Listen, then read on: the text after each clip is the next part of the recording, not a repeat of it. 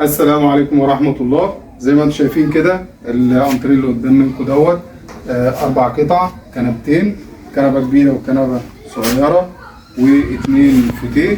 ده طقم تركي هو مالي السوق حاليا في المعارض والكلام دوت، لكن خامات تانية. انا هنا عامل خامات، طبعا الخامات بتاعتي بفضل الله كلها خامات عالية، سواء سفنج رفايع او تخاين، حتى الخياطة اللي هي الكرتونية اللي زي ديت، الحاجات اللي هي بتبقى حجمها صغير انا بعملها على ايدي على المكنه.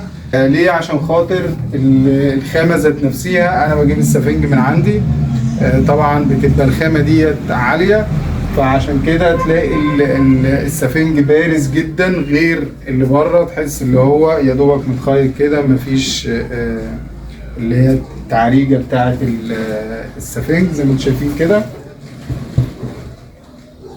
كله سفنج. اما انا اللي بره بيبقى يا دوبك الخياطه على طول، لان هو بيروح المصنع وبيتخيط، ما بيبقاش فيه بطانه تحت منه.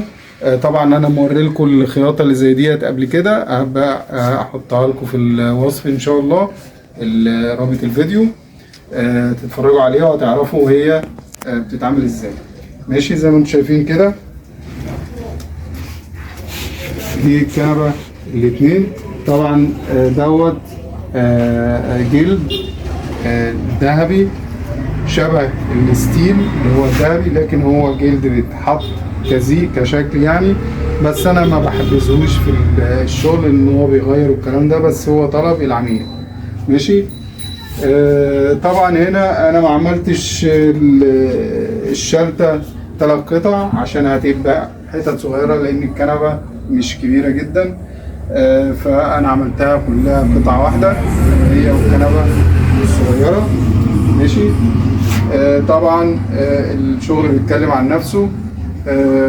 طبعا ده شغل بتاع عميل، يعني مش عميل، يعتبر بتاع تاجر مش العميل، يعني انا ده بتاع تاجر، يعني انا بقى لي فترة جامدة ما بعملش شغل التجار والكلام ده، التجار اللي هو الشغل السوقي، بس انا ما بعرفش اعمل سوقي، بس هو يعني عشان خاطر يعز عليا فانا ظبطت له الشغل وكده.